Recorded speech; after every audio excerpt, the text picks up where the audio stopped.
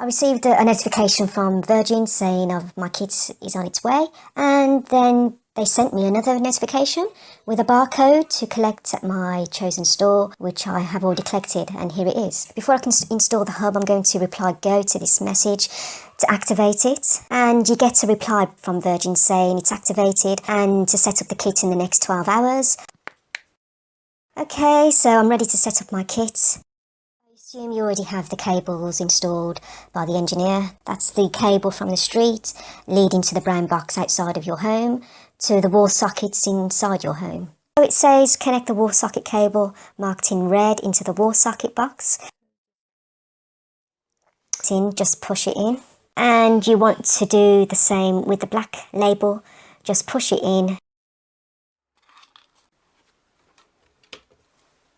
And switch it on. You are ready to go.